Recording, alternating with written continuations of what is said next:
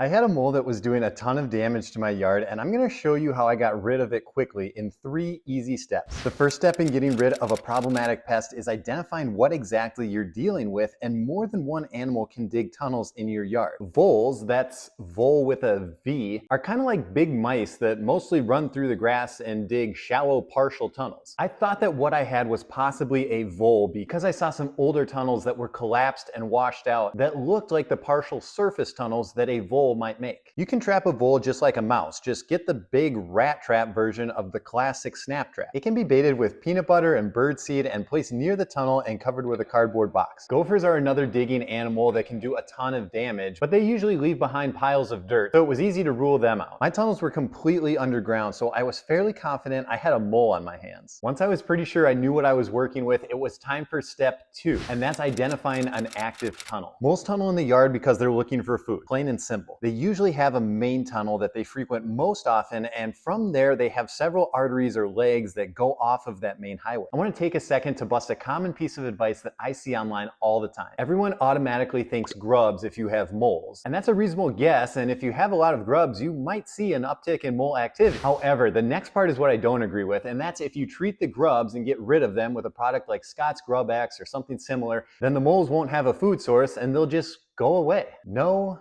they won't. The most common food source for moles is earthworms. They love them. And if your grass is growing in dirt, and I'm guessing it is, then there will be worms, and that's plenty good enough of a reason for a mole to go foraging through your yard. Here, I'll even prove it to you by digging up a small section. You can see there are no grubs, but because it's dirt, I do have worms and therefore a mole problem. You can step on existing tunnels to collapse them and then come back later to see which tunnels are repaired or pushed back up. Those are your active tunnels, and that's where you'd want to focus your attention. The mole tunnels in my yard were hard to see on camera, so I'm using a marking paint to help you see what I was dealing with. I have a main tunnel coming out of the woods into the lawn, and then I have a few tunnels that go off of that. I came out the next day and noticed even more activity, and that really shows how quickly a mole can do damage if you don't do anything to solve the problem. So the orange paint is marking the tunnels that I found initially, and the blue paint is marking the new tunnels that popped up overnight. That mole's been busy. Okay, so I've identified the mole in step 1, and I've found an active tunnel in step 2. Step 3 is actually getting rid of the mole itself, and I've got a few different products to show you that will accomplish that. My favorite products are traps, and the first one is the most popular mole trap on the market, and it's the Victor Out O' Sight Mole Eliminator. This is a classic scissor style trap that once set is placed in the tunnel and buried. As the mole comes along through the tunnel, the trap will get tripped, and there are 2 sets of jaws that will quickly clamp shut. These traps work great, however, they require a bit of digging in the lawn because you have to clear a fairly large section of the tunnel to set it and bury it. It's kind of big. A less intrusive option and a personal favorite of mine is this Gopher Hawk snare style trap. This tube-shaped trap has a metal strap cage on the end of it and goes into the tunnel from the top. When the mole comes along and trips it,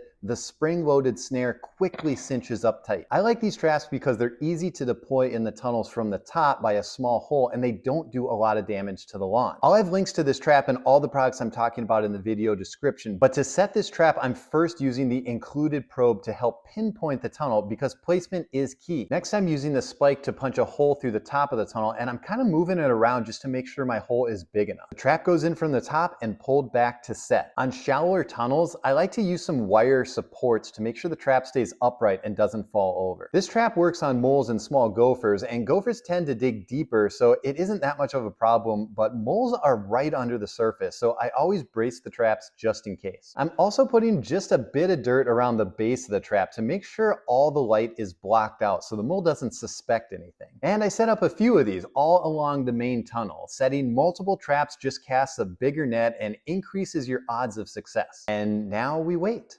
And continue to wait.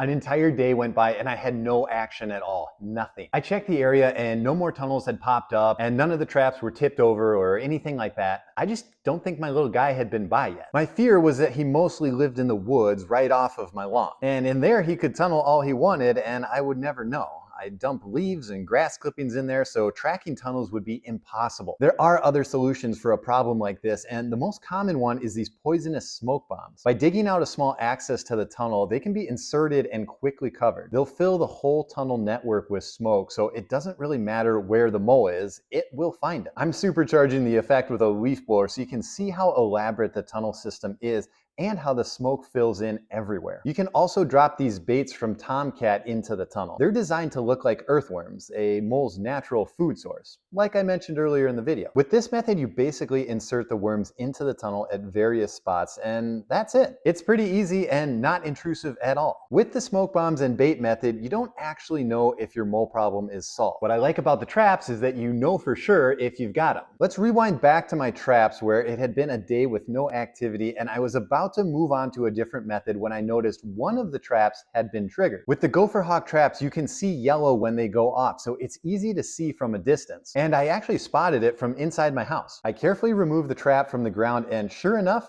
there was my mole. Moles are absolutely fascinating animals. They live underground, but their fur is velvety and doesn't really seem to get dirty. And just look at the massive diggers on this guy too.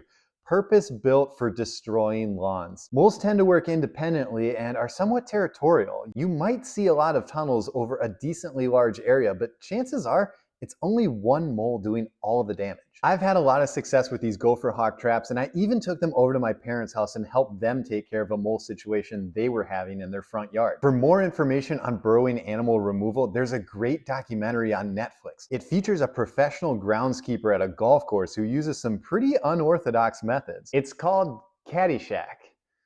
If you like this video, subscribe to the channel. I post awesome DIY home and lawn care content all the time. And as usual, thanks for watching.